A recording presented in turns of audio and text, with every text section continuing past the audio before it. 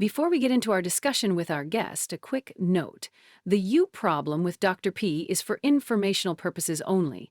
It does not constitute medical or psychological advice and is not a substitute for professional medical advice, diagnosis, or treatment.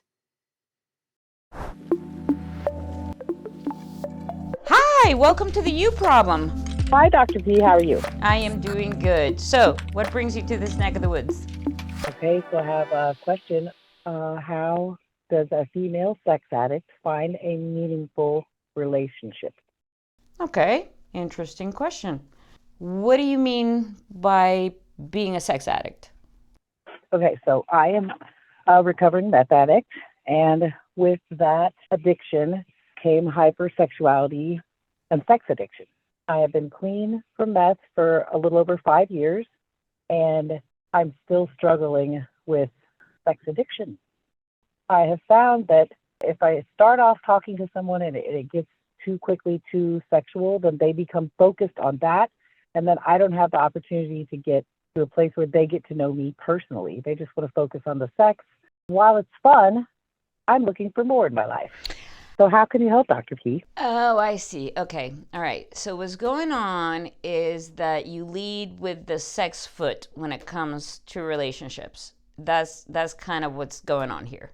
Yes. I lost my husband about 5 years ago, and I was in prison. So when I got out, I had to build a new life. And I was not, of course, ready for, a relationship on that level.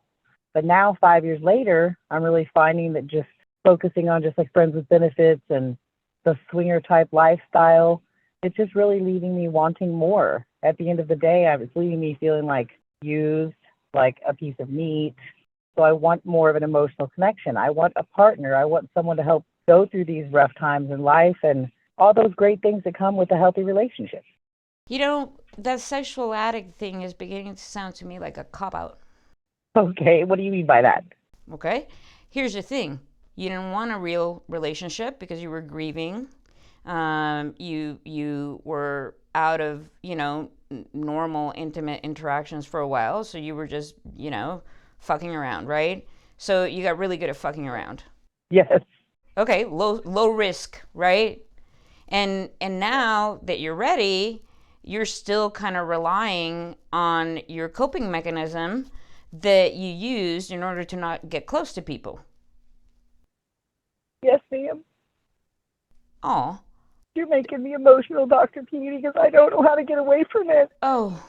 And I don't know how to get away from focusing on what I'm good at. Shit, girl, you're breaking my heart. Okay, hold on. Wait. No, that's okay. That's okay. That's why Rewind. I'm here. I need Breathe. No, rewind. Okay.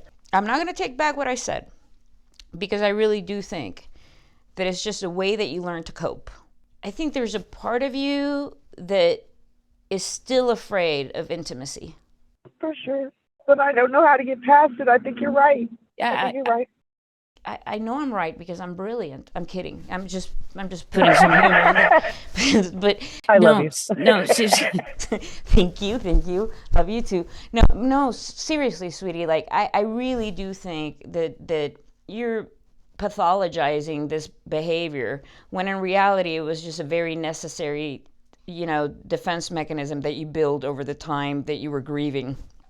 And now you have to work on how you value yourself, your self-esteem, So maybe the place to start is to go, okay, this is not something that I can't control. It's just the only way I know to connect with people because it's what I've been doing for so long.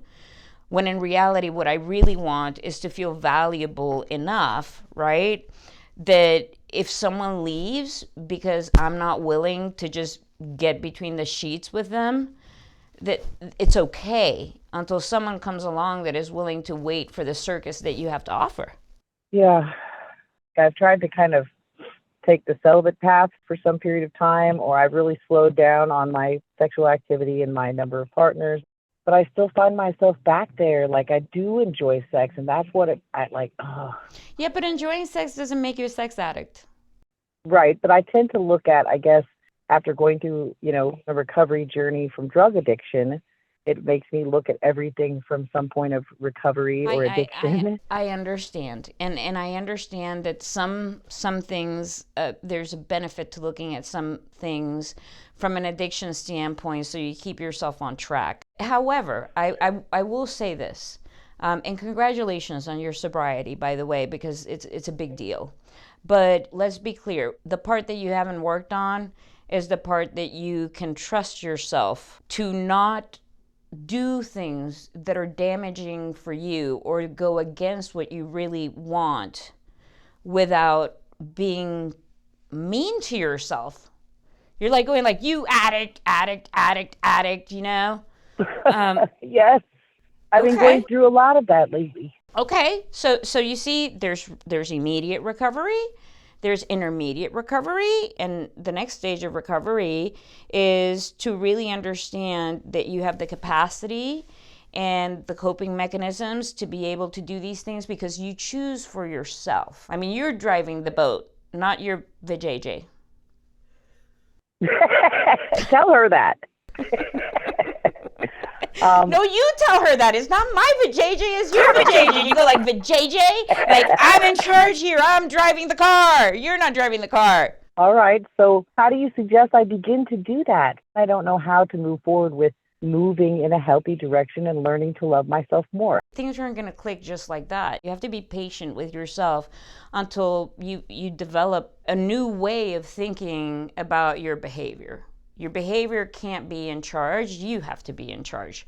And you have to keep telling yourself that over and over again until it starts to click, until a new mechanism kind of starts to, build a groove inside your head, if you will, Okay. And you have to be willing to be anxious because it's going to feel uncomfortable. If you've been coping a certain way for 5 years, it's going to feel very, very uncomfortable to do something different. And when you do something different, you're just going to have to sit with the anxiety and go, well, this guy or this woman or whomever may not call me back, or this person may think less of me, or I don't feel as capable as I used to when I was just fucking around, I'm not as in control as I was, that kind of stuff. But you need to sit with that until it begins to feel that's okay. Like, that's okay. It's okay if I feel uncomfortable sometimes. Ooh, this reminds me of when I got clean. It's difficult. You want to go back to that comfort, what makes you That's right. feel okay. That's right. And just like I did with meth for so long. That's right. But that's what in therapy we call repetition compulsion. It means that we will do something over and over again that we know well, just because we know it well, whether it's good for us or bad for us, right? Right. So Sure. it's exactly like the beginning of your recovery when you were dealing with the drug issues, right? I'm a firm believer that if I wasn't incarcerated, I probably would still be getting high. Well, we So can't go. now I'm in this situation where I have the freedom to choose about this situation, and I feel like maybe I need to be locked up again. I can't help you there in terms of locking you up, but you know what? Right. The idea of recovery is that you don't need external controls anymore to manage a situation. You're right. But it's going to be uncomfortable. Sure, and maybe that says something about where I'm at in recovery, because I have become complacent in some regards in my drug addiction recovery. That's and right, I need honey. I need to get back to more of a daily focus on that. Yes, and I feel like the ma'am. rest will probably come. See, you got it. Yes, ma'am, you got it. That's right. Recovery is not over, so get back with it or get a doggy crate. Or a chastity belt. Lock yourself up in the room or something. No, seriously. That's exactly what it tells you where you are in recovery. So recovery is not over. You just need to get back with it and focus and accept that this is an ongoing journey until you get to the other side with better coping mechanisms. Does that make sense? It absolutely does. Hearing someone else say it makes all the difference in the world. So I really appreciate you, Dr. P. I'm glad, babe. Thank you for calling, and I wish you the best. All right. Thank you so much. Have a blessed day. You too. Bye.